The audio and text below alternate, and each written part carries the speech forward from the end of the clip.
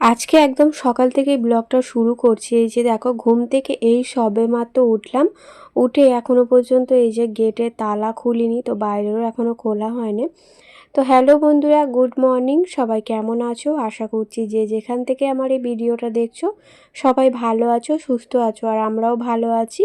তো এখন বাজে ওই 7:30টার মতো বাজে। এখন থেকেই তোমাদেরকে সাথে নিয়ে আজকের ব্লগটা শুরু করছি। আশা করছি ব্লগটা তোমাদের ভালো লাগবে। তো সবার প্রথমে এই যে গেটের তালাগুলো খুলে নিলাম, নিয়ে আর চলে যাচ্ছি রান্নাঘরে। আর রান্নাঘরে ওই যে এঁটো কাটা বাসনগুলো থাকে সেগুলোই বার করাবো। আর আজকে কী বার বলো তো, আজকে হচ্ছে শনিবার, তোমাদের তো বলাই হয়নি শনিবার। তো যা বাসন ছিল সব বার করে নিলাম, তার সঙ্গে কিন্তু যতগুলো চুবড়ি ছিল সেগুলো বার করে নিলাম। ওই যে কালকে আমিষ রান্না হয়েছিল তো সেগুলোতেই চাপা ছিল, আজকে যেহেতু নিরামিষ তো সমস্ত চুবড়ি যে কটা ছিল সব বার করে নিলাম। নিয়ে আর এই যে গ্যাসটা ভালো করে মুছে নিলাম। তো চা করতে হবে, ভাবলাম তার আগে গ্যাসটা মুছে নিই। তো সকালবেলা আমি প্রতিদিনই মুছি, কিন্তু সকাল থেকেই তো আর ব্লগটা শেয়ার করা হয় না তোমাদের সঙ্গে, খুব মাঝে মধ্যে শেয়ার করা হয়। সকালবেলাটা এত তাড়াহুড়োর মধ্যে থাকি, তাই সকালটা আর তোমাদের সঙ্গে শেয়ার করতে পারি না। ওই রান্না থেকেই ব্লগটা শুরু করি। তো আজকে সকাল থেকেই শুরু করেছি, এই যে ব্রাশ করে আর চলে এসেছি, এখন চা বসাবো। তো চায়ের বাসনগুলো এখানে উপর করা ছিল, ওই যে সন্ধ্যাবেলা মেজে নিই, মেজে আর এখানে উপর করে দিই। সকালবেলা ওখান থেকে নিয়ে তারপরে চা করি। আজকে আর সকালবেলা রান্না করব না, এই যে চা করব, চাটা খেয়ে তারপরে যে বাসি কাজকর্মগুলো থাকে সেগুলো করে নেবো। আজকে যেহেতু শনিবার, তো শনিবার তো আমি যাই বড় বাবার মন্দিরে পুজো দিতে। প্রতি শনিবারই যাই, আগে আগে প্রত্যেক শনিবার যেতাম, ইদানিং আর যাওয়া হয় না। তো শ্রাবণ মাসটা একদমই মানে কি বলবো, গ্যাপ দিই না। শ্রাবণের যে কটা শনিবার পড়ে সে কটাতেই আর কি পুজো দিতে যাই। তো ফুলের মালা টালা সব ওই হাজবেন্ড নিয়ে আসবে, কাজে যাবে, কাজ থেকে আসার সময় আর কি নিয়ে আসবে। ও তো যায় মন্দিরে, ও কিন্তু প্রতি শনিবার যায়, ও গ্যাপ দেয় না, প্রত্যেকটা শনিবার যায়। শ্রাবণ মাসটাও আমার সঙ্গে আর কি যায়, আমার সঙ্গে যায় না, আমি হাজব্যান্ডের সঙ্গে যাই। আসলে ও গেলে না, যে বাউন ঠাকুরটা আমাদের পুজো করে শ্রাবণ মাসের শনিবারটা না, প্রতি শনিবারই আর কি এত ভিড় থাকে যে ঠিকঠাকভাবে পুজো দিতে পারি না। আর আমার হাজব্যান্ড সঙ্গে গেলে, মানে হাজব্যান্ডের সঙ্গে গেলে কি হয়, পুজোটা বেশ ভালোভাবে দেওয়া হয়। তো ও যেরকমভাবে বলে সেরকমভাবেই আর কি পুজোটা দিয়ে নেয়। আর আমি গেলে কিন্তু অতটা করে না, যে বাউন ঠাকুর আর কি পুজো করে, ওই আর কি করে দিলেই হলো, সেরকম একটা ব্যাপার। তাই হাজব্যান্ডকে বলে রেখেছি যে এই শ্রাবণ মাসের যে কটা শনিবার পড়বে তোমার সঙ্গেই পুজো দিতে যাব। তাই আর কি ঘরের কাজকর্মগুলো তাড়াতাড়ি করে নিচ্ছি। আসলে আমি একা গেলে আমি আমার মতো করে সময় করে চলে যাব, কিন্তু হাজব্যান্ড তো আর আমার জন্য বসে থাকবে না, ওর যেহেতু কাজ থেকেও আসবে, এসে চান করে পুজো দিয়ে আবার কাজে যাবে, তাই আর কি তাড়াতাড়ি করে ঘরের কাজ সেরে নেব, ওই 10টার মধ্যে যাব। তো এখন এই চা খেয়ে চলেছি, ঘর দালানটা ঝাড়ু দিয়ে নিলাম, নিয়ে আর এখন এই যে মুছে নিচ্ছি। তো মেয়ের তো আজকে স্কুল ছুটি, তো কালকেও ছুটি ছিল, তোমাদের তো বললাম স্কুলে জল উঠে গেছে। আজকে থেকে কিন্তু ওর পরীক্ষা শুরু ছিল আর কি, ওই ওরাল পরীক্ষা আজ থেকেই শুরু ছিল, কিন্তু এই যে জল উঠে যাওয়ার কারণে হয়তো পরীক্ষা যে কটা আছে ওরাল পরীক্ষা সেগুলো হয়তো পিছিয়ে দেবে। এবারে কিন্তু লেখা পরীক্ষা আগে হচ্ছে না, আগে ওরালটা হয়ে যাবে, তারপরে আর কি লেখা পরীক্ষা হবে। লেখা পরীক্ষাটা ওই আগস্ট মাসের 18 তারিখ থেকে হবে, একদম 30 তারিখ না 29 তারিখ পর্যন্ত হবে। আর 29 তারিখ পর্যন্ত, আর 30 তারিখে আছে ওদের ট্যালেন্ট পরীক্ষা, যেটা বাইরে যেতে হয় আর কি 31 তারিখে, 30 তারিখ বলছি, 31 তারিখ ওদের ট্যালেন্ট পরীক্ষা আছে। ওটা কিন্তু ওদের স্কুলে হয় না, ওটা বাইরে কোনো স্কুলে আর কি সিট পড়ে, সেখানে যেতে হয়। তো আমি 1 বছর দিয়ে মানে নিয়ে গিয়েছিলাম মেয়েকে, তো পরের বছর আর যাওয়া হয় না। তো এবছর নাকি স্যার বলেছে যে স্কুলের মধ্যেই হবে, তাই ভাবছি এবছর পরীক্ষাটা ওকে দেওয়াবো। তো বাইরে কোথাও যাওয়ার হলে না খুব সমস্যা হয়ে যায়। তো গিয়ে আর মানে সকালবেলায় বেরিয়ে যেতে হয়, 7টার দিক করে বেরিয়ে যেতে হয়। সকালবেলা কোনো রকম ঘরের কাজকর্ম ঠিকঠাকভাবে হয় না, মেয়েরও খাওয়া দাওয়া হয় না, ওই স্কুলে চলে যায় পরীক্ষা দিতে, তখন আর স্কুলের ভেতর ঢুকে গেলে তো আর খাওয়া দাওয়ার কোনো রকম ব্যাপার থাকে না, যা হবে আর স্কুলে ঢোকার আগে। আর অত সকালে মেয়ে খেতেও চায় না, তাই আর কি স্কুলটা মানে ওই ট্যালেন্ট পরীক্ষাটা দেয়া বন্ধই করে দিয়েছিলাম। এবছর ওই স্কুলের মধ্যে হবে বলে ভাবলাম এবছর তাহলে দেয়া যাক। তো ওদিকে দেখো উঠোনপত্র সব ঝাড়ু দিয়ে নিলাম, সামনেটা মুছে নিলাম, আর এগুলো হচ্ছে রাত্রিরে রেটো বাসন, সেগুলো মেজে নিলাম। সঙ্গে চায়ের বাসন বাসনটাও একবারে মেজে নিলাম।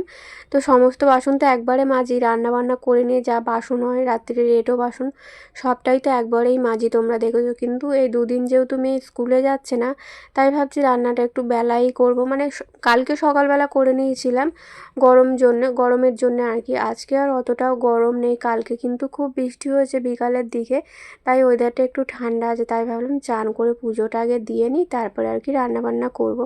শনিবার সেরকম কিছু রান্নাবান্নাও নেই, ওই রান্না করব ভাত, ঝিঙে আলুর পোস্ত আর ডাল। আর এদিকে দেখো এই যে আমি রেডি হয়ে গেছি, আর আমার হাজব্যান্ড ওই যে ফুল টুল নিয়ে এসছে, মোমবাতি, তারপরে আর কি বড় বাবার যা যা লাগে, মানে ব্লু কালারের যা যা লাগে সেগুলোই সব নিয়ে এসছে, তোড়জোড় করছে। আর আমি এদিকে যে শাড়ি টাড়ি পরে রেডি হয়ে চলে গেছিলাম পুজো দিতে। তারপরে এসে এই যে মেয়ে এই চাদরটা গোছাতে পারে না, মানে কাঁথাটা গোছাতে পারে না, তো আমার জন্য রেখে দিয়েছে। বিছানাটা কিন্তু গোছানো হয়ে গেছিলো, চাদরটা শুধুমাত্র পড়েছিল। তো চাদরটাই এখন এই যে ভাঁজ করে নেবো, টিফিন করা হয় না, তো টিফিনটাও করতে হবে। আজকে টিফিন বলতে মেয়েকে একটা ম্যাগি করে দেবো, আর আমি ওই দুটো চানাচুর দিয়ে মুড়ি খেয়ে নেবো, আর সেরকম কিছু খাবো না। তো ভেবেছিলাম একটু গোলা রুটি বানাবো, কিন্তু সময়ের অভাবে আর হয় না জানো তো। এখন ওই 10:30টার মতো বাজে, পুজো দিয়ে এলাম। তো এখন আর কি গোলা রুটি বানাবো, আর কখন আর টিফিনটাই বা করব। তাই ভাবছি থাক আর কিছু বানাবো না, ওই দুটো মুড়ি খেয়ে নেব। আর তারপরে রান্নাবান্না তো করতে হবে। আজকে ভেবেছিলাম একটু মানে 2-3 রকম পদে রান্না করব, কিন্তু সকালবেলা ওয়েদারটা বেশ ঠান্ডা ছিল জানো তো। তোমাদের তো বললাম, যখন ওই বাসন টাসন মাজছিলাম তখন কটা বাজে, তখন ওই 8:30 9টার মতো বাজে। তো এখন যেহেতু 11টা বাজতে যায়, তো এখন এত পরিমাণে গরম উঠছে আস্তে আস্তে যত বেলা হচ্ছে।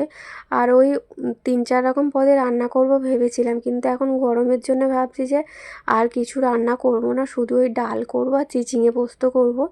এই দিয়েই আর কি দুপুরটা খাওয়া দাওয়া করবো। একটু আলু ভাজলে ভালো হতো মেয়েটার জন্যে, কিন্তু আর পাচ্ছি না, এত গরম। আর রান্নাবান্না মানে চান করে রান্নাবান্না করতে খুব কষ্ট হয়। রান্নাবান্না করে চানটা করে একটু পাকার তলায় বসলে তবু একটু শান্তি, তো চান করে তো শান্তি পাইনি। তো চান করে যেন আর বেশি গরম হচ্ছে। আর আমার হাজব্যান্ডও মানে কি বলবো, প্রচণ্ড ঘেমে গেছে পুজো দিয়ে এসে।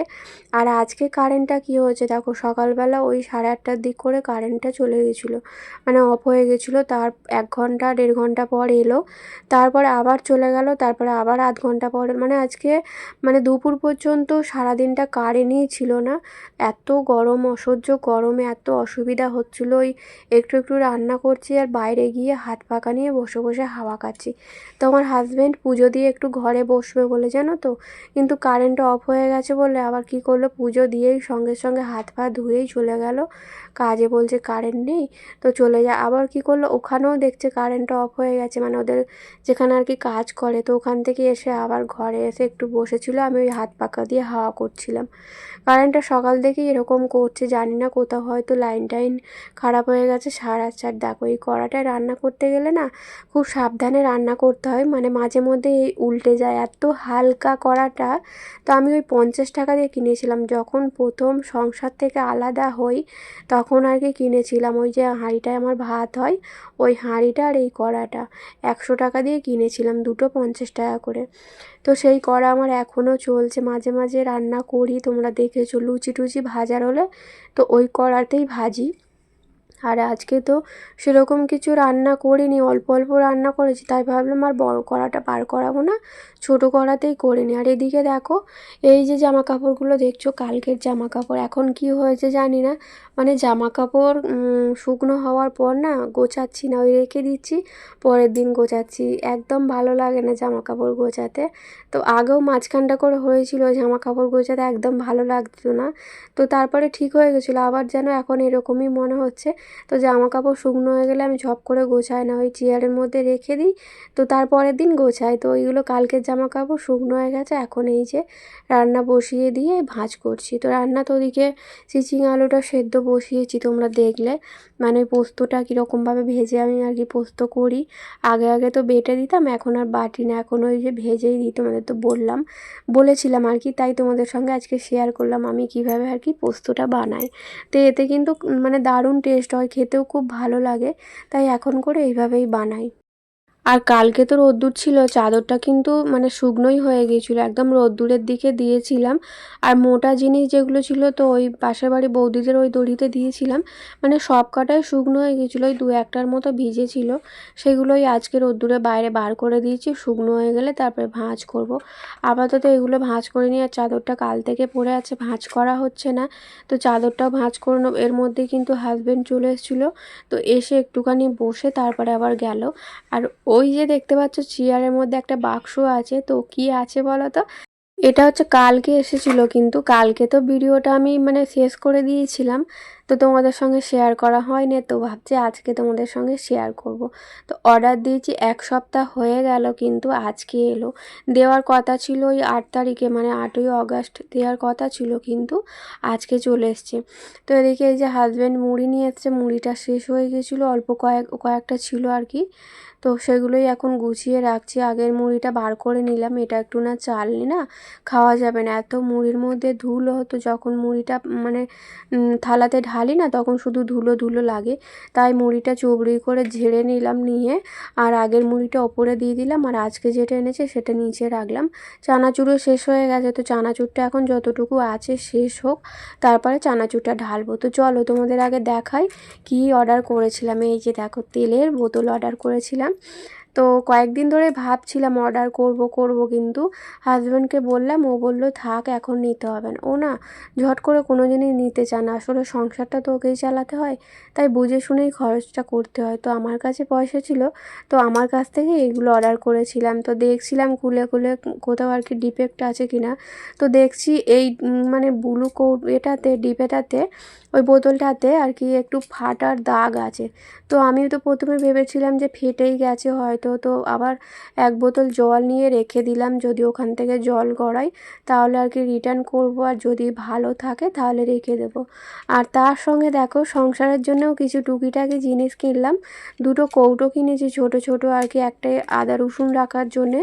আদা তো একটা মানে কি বলবো এমনি কৌটোয় রাখা থাকে, তো একটাতে আদা রাখবো, আর একটা যদি মেয়ের কিছু কাজে লাগে। আর এইটা নিয়েছি, ঝুড়ি মতোটা নিয়েছি, এটা হচ্ছে আমার শোকেসে রাখবো। তো ছোট ছোট মেকআপগুলো আর কি, যেগুলো আর কি বড্ড এদিক ওদিক হয়ে যায়, তো সেগুলো এর মধ্যে রাখবো। তো এই ছোট ছোট জিনিস কিনে কিন্তু বিশেষ করে দেখবে মেয়েরা সংসারের জিনিস যেখানে বিক্রি হয় সেখানেই চোখটা আগে যায়। তো আমার তো খুবই ভালো লাগে সংসারের জিনিস কিনতে। তো আমার কাছে যখন পয়সা থাকে না, আমি টুকিটাকি করে এটা সেটা করে কিনি। তো নিজের জন্যে খুব কম কিনি, সংসারের জন্যই বেশি কিনি। তো এদিকে রান্নাবান্না করে নিয়ে আর এই যে চলে এসেছি শোকেসটা গোছাতে। তো একদম এলোমেলো হয়ে গেছিলো, তার মধ্যে আবার চুবড়িটা কিনেছি, তো ভাবছি চলো শোকেসটা সুন্দর করে গুছিয়ে নেওয়া যাক। তো মেয়েও এদিকে হাতে হাতে কাজ করে দিচ্ছে আমার, এগুলো সবটাও নামিয়ে দিচ্ছে। প্রথমে আমি কিন্তু বসে বসে ফোনটাই ঘাঁটছিলাম, তো মেয়ে বললো মা শোকেসটা গোছাবে না? আমি বললাম তাহলে চল, সময় আছে যখন শোকেসটা গুছিয়ে নিয়ে তারপরে দুপুরে খাবো। আমার হাজব্যান্ড কিন্তু খাওয়া দাওয়া করে বেরিয়ে গেছে, এখন ওই 1টা 1:30টার মতো বাজে, কিন্তু আমি এখন খাবো না, মেয়েও বললো খাবে না। তো আমরা ওই 2টোর দিক করে খাবো। এখন আপাতত এই টুকিটাকি কাজগুলো করে নিই, শোকেসটা সুন্দর করে গুছিয়ে নিই, সাজিয়ে নিই। অনলাইন থেকে কোনো কিছু জিনিস কিনতে না আমার ভীষণ ভয় লাগে, কি বলো তো? যদি ডিফেক্ট হয় না, সেটাকে আবার সেই রিটার্ন করো, সেই ব্যাংকের অ্যাকাউন্ট নাম্বার দাও, অনেক ঝামেলা, তাই আমার খুব একটা পছন্দ না। কিন্তু এমন এমন জিনিস আছে যেগুলো আর কি অনলাইন ছাড়া বাইরে কিনতে পাওয়া যায় না, তাই জন্য আর কি অর্ডার করার। আমার তো তেল রাখার জায়গা ছিল না, আমি ওই জলের বোতলে তেল রাখতাম, তো তাই জন্য আর কি আরও নিলাম। অনেক দিন থেকে ইচ্ছা ছিল, আরও বেশ কয়েকটা জিনিস আমার পছন্দ হয়েছে, সেগুলো আর কি আমি লাইক দিয়ে রেখে দিয়েছি, পরে যদি ভবিষ্যতে যদি কাজ টাজ করি, হাতের কাজ আর কি করি, তাহলে আর কি কিনবো। আর হাতের কাজ একদমই মানে কি বলবো, আমার হাজব্যান্ড রাজি হচ্ছে না, জানো তো? তো এতদিন বন্ধ দিয়ে দিয়েছি, এখন আর ওকে রাজি করাতে পারছি না যে আমি আবার হাতের কাজ করব। তো কাল থেকে ওর কাছে মানে ও যখনই ঘরে আসছে তখনই আর কি ওকে এতবার করে রিকোয়েস্ট করছি যে আমি হাতের কাজ করব, আমার সময় কাটছে না, আমার হাতে পয়সা নেই, বলছি একদম কোনো মানে কি বলবো, কোনো রকমভাবে রাজি হচ্ছে না। তো বলছে যে আরও মানে কিছুদিন যাক, সেই পুজোর সময় 1 মাস তুমি কাজ করবে, তারপরে আর করতে হবে না। দেখো সামনেই পুজো, আমারও তো নিজের একটা হাত খরচা আছে, যদি আমি কাজটা করি আমার হাতেও কিছুটা পয়সা আসবে, তো আমার একটু সুবিধা হবে। কিন্তু ওটা আমার হাজব্যান্ড কী বলছে বলো তো, বলছে যে তোমার যা লাগবে তুমি আমাকে বলবে, আমি কিনে দেবো। তো এই হচ্ছে ব্যাপার, দেখি তাও হাজব্যান্ডকে এখন কটা দিন মানে রিকোয়েস্ট করে করে রাজি করাতেই হবে। ভাবছি ওই সোমবার মঙ্গলবার করে যাব। তো এখনও পর্যন্ত আমার হাজব্যান্ড রাজি হচ্ছে না, বলছে যে কাজ করতে হবে না, মেয়ের পরীক্ষা, মেয়ের পড়াশোনার দিকে খেয়াল রাখো, আর তোমার যা লাগবে তুমি আমাকে বলবে। এমনিতেও প্রতি সপ্তাহে আমাকে কিছুটা করে হাতের টাকা দেয়, মানে ওই হাত খরচার জন্য, আমি কিন্তু সেটা জমিয়ে রেখে দিই। তো আমার হাজব্যান্ড টাকা দিলে না আমি ঝট করে খরচা করি না, জমিয়ে রেখে দিই। একমাত্র নিজে কাজ করে যেটা উপার্জন করি সেটাই আমি খরচা করি। তো বন্ধুরা চলো আজকের ব্লগটা এই পর্যন্তই, দেখা হবে নতুন ব্লগে। টাটা।